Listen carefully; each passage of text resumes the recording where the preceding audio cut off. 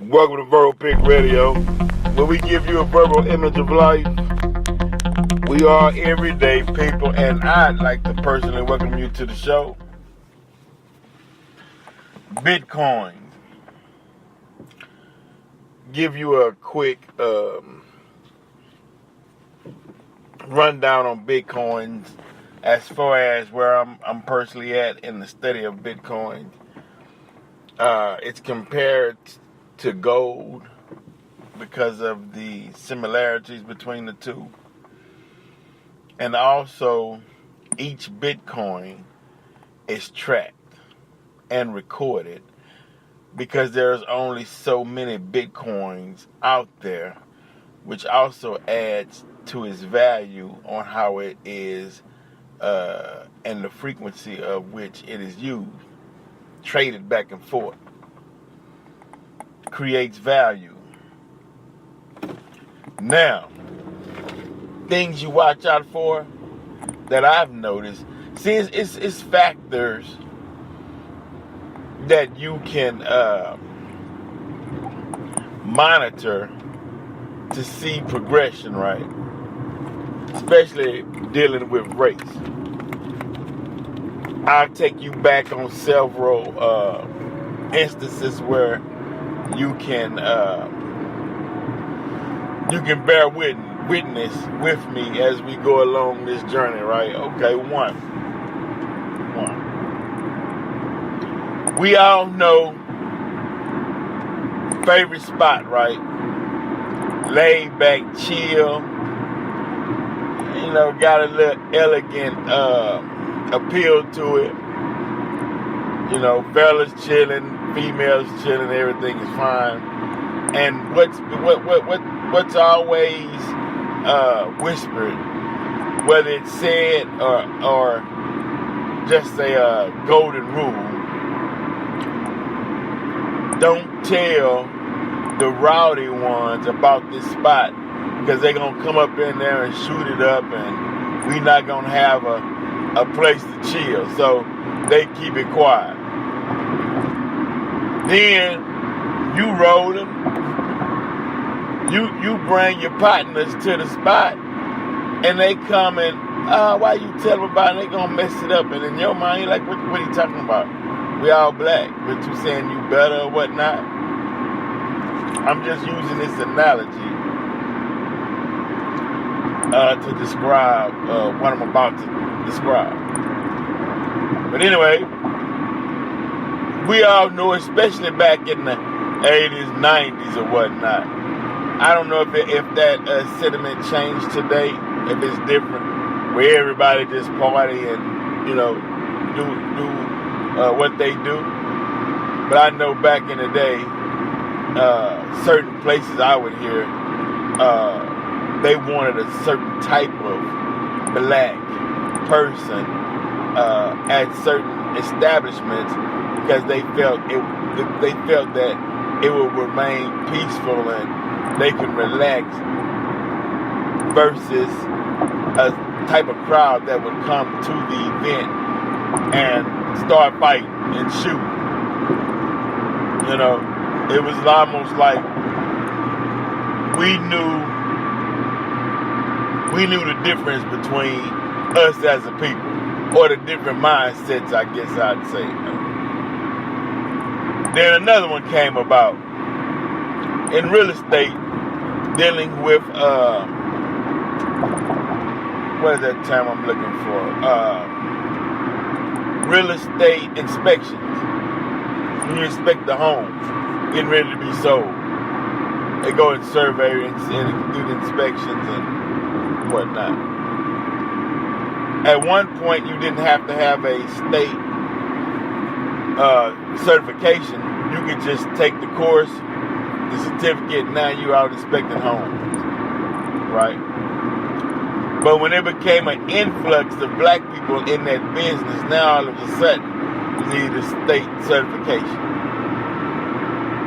That's why subconsciously you'll hear a lot of black people still say that don't tell everybody, because we feel as though once everyone knows then they'll find a way. And when I say they'll, we talking about in the quote unquote the man, the European, the Caucasian. Once they find out that a bunch of black people are involved in something, then either they'll move the goalposts further, they'll change the rules to the game, they'll create new laws, or they'll raise the certification price to a number that hopefully we can't afford, because the elephant in the room, and I don't know if it's true or not true, is that they'll do anything to keep us down so we won't be their neighbors. That was the sentiment.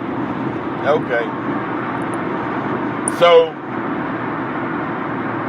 in the real estate field, they changed the game. Got to spend more money, get the certification, find a good course, and then you can't inspect homes in where you live in your zip code. You would have to go out a certain amount of distance of miles to inspect that home, because they felt as though we would raise the price of the value of the home and add an extra half a point to the percentage rate so we can get more money. And all kind of scams they feel as though we get involved in a particular type of service or business that we're going to try to find a way to manipulate that. But that's partly due to the rules and the and things that are signed into play to stop us from making money, and to where we would have to become creative to replace what they deemed or wrote into law to stop us. And then they start to realize, wait, this law applies to everyone across the board. So your pact, the pact that you made with your constituents up where you all are at the same level, you all are business partners, and you created this game amongst each other on that level, but you didn't prepare and didn't see what was coming forth from an upcoming generation. Generation is going to precede you. So you didn't take that in consideration. So now the rules you passed to hurt us is also hurting yourself as well. You know, like my wife would tell me, you can't set out to hurt someone without hurting yourself. Speaking on that, not to change the topic though, but man, thoughts and prayers goes out to Shazier, linebacker for the Pittsburgh Steelers.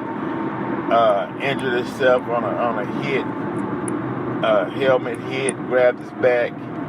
I believe pinched nerve. But they got some of the best physicians out there that'll take care of him and smooth him out. A good game, you know. And that the reason why they always say that that's the toughest division in football, the AFC, the North. Pittsburgh Steelers, Baltimore Ravens, Cincinnati Bengals, the Cleveland Browns. Because Pittsburgh, Cincinnati, and Ravens, as far as defense, that's the staple in that division. If you don't have a hard-hitting D, you won't last in that division. And the Cleveland Browns still trying to be a finesse team and a knockout, drag-out division. It's not going to happen. You got to change your approach. You got to build you up a solid defense first, then work on your offense if you want to compete in that division. But back to what I'm saying, though. Back to what I'm saying. You can't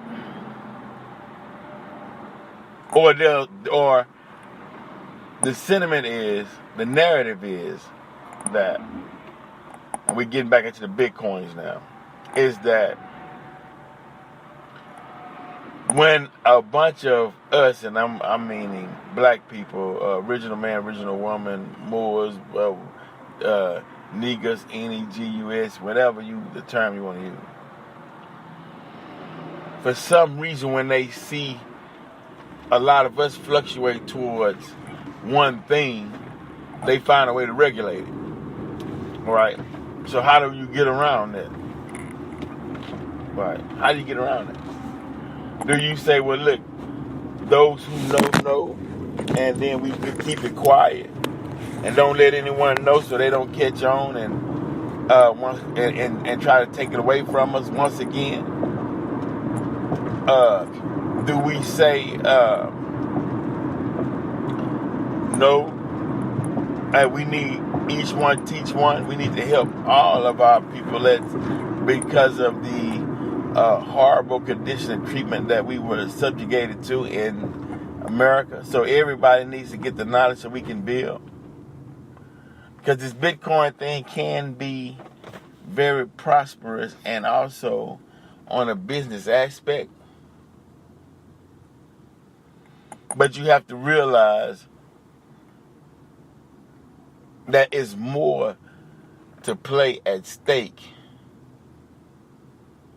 than what you're thinking.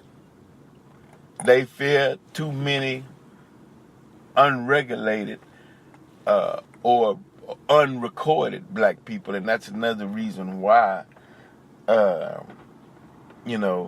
they give you these cards like Smart Card and these Lone Star cards and whatnot to track and monitor your spending, like they did with the victims of Hurricane Katrina. How FEMA would give them money, but they tracked their spending. They had a statistics on what the money was spent for, so they could show to the world, hey, they in a crisis.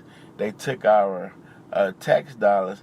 They didn't buy any food or any things to survive. They went out and bought jewelry, television, and tennis shoes. They wanted to portray that or put that forth to the whole world, so they could say, "Look at their shame." But what they fail to realize is, people did what they did.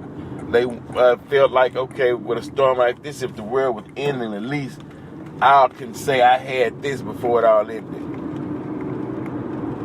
At least I could say I had a big screen TV. You know what I mean? At least I can say I had a pair of Jordans of what was considered to be in a high demand or a status symbol at one point in my life. So folks went and got Jordans. They went and got TVs. They went and got the simulation of what is success in America through the media or through advertisement dollars. But they tried to portray it as though out of a crazy mindset, and they tried to spin it that way, but that didn't work. So the thing about Bitcoins is price regulation. The more attention or the more people you have involved in one thing, the less value it is. The less you have, especially if something, I don't want to use the word taboo, but the less involvement you have in something that is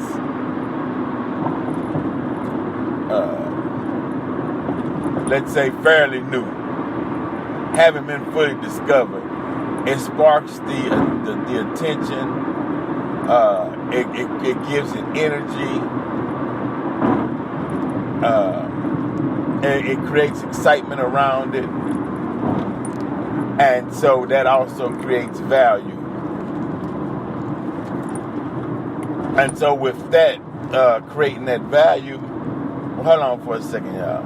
Man, when you get over, God damn. Okay, now to create value for us as a people too, so we can benefit from this profit sharing of Bitcoins. And this is just so far on the research. Okay. That would mean more, to a certain degree or a certain extent, more Bitcoins would need to be created by more black people behind a service that makes a person's life easier, comfortable, but a demand. Behind a service that is a demand for today's time. Meaning it would be good if everyone didn't dive into one facet of Bitcoins, because over time it'll decrease the value of it. And when I say decrease the value, it's like, okay, bam, put it like this. Let me give you an example. It's like you go to the mall, right? On one side of town, you go through the rack, because you're getting ready to go to concert, you're getting ready to hit the club or whatnot. You go to the rack and you find a shirt and you find jeans, or ladies find some shoes or what have you, right? So you rolling and you know it look clean, and people around you who first time saw it, they like, man, that's player, you look clean in that, or they tell the females, yeah, girl, you look good in this or whatever, bam, right? So you getting ready to hit the spot, you feeling good, you drive to the spot. As soon as you get out the car, you see somebody in the same outfit. Yeah, you meet somebody, you may not meet them, but you run into someone in the same outfit. Now in your mind, you thought you had the only one in town. But here goes somebody else, and y'all look at each other, and both of y'all want to go home. You know what I mean? You turn around and you like, oh yeah, it's shit. You know. Or I done had some folks say, man, you need to take that shirt off, dude. You know what I mean? And that causes because the uniqueness, you know what I mean? That's kind of similar to the market. You understand that? So, right now, because you got to realize, you got these platforms that got 20,000 and up to 1 million views, and they put it out there for more viewership, which is nothing wrong with that. Hell, I'm in it for, I ain't in it for viewership, but I would, if I got a bigger crowd, a bigger audience, a bigger listenership, I wouldn't turn it down, put it like that. But so you got these platforms that has a large listenership, and they say, oh, Bitcoin's is the way to go. Bam, people fluctuate to Bitcoin. Bitcoins go up, right? Now, this is how this goes. So, say you take $1,000, you put in the Bitcoin, right? Then the demand for the Bitcoin or the market drops out the Bitcoin, bam. Or say, God forbid, a Bitcoin company get hacked, right? Bam, you fall off, right? Because like the guy was saying from Stream Token, you know, it's like he used an analogy similar to playing poker. And so it drops. But it has to drop. Why it has to drop? Because, like with anything in nature, it got to shake out the dead fruit. Then it's harvest time. venue, so either you can ride it out or you can buy low, meaning wait for the dead fruit to drop, then buy it to the new harvest. But that goes back to who you are, the type of strategy you're going to use. Because everything is a plan, everything is a strategy. I hope that kind of sparked your interest to study more, to get into the trading of the Bitcoin. All right, now. Okay. All right. Now, if you go back to Verbal Pick Radio, YouTube, scroll down till you get to Mysteries of the Bible, right? I'm coming up to do a part 2. Oh man, shout out to the boys from the 6. They on their way to Tampa, and they in a show, the Dirty South tour. Boys on a plane, flying out, going to do what it do. You know what I mean? So make sure y'all check them out, follow them, get the bag homie. It's dropping, so album just dropped. They everywhere, and then they on the tour. So it is what it is. It's doing what it's doing. So check that out. But Mysteries of the Bible 2 is coming soon. We're gonna get into Lilith, Melchizedek, and so many more. So be on the lookout for that. But you know how this is a very, very, very unorthodox show. So if you're trying to find a pattern to this show, you're not going to be able to do that, because this show, it does what it does. You know, this is the kind of show it's for people who understand you're going to ride with the wave or you're not. The show does what it does. It's unregulated. And I know people are afraid of what's unregulated. But since this is a free show, it doesn't need any regulation. Verbal Pick Radio, we're out.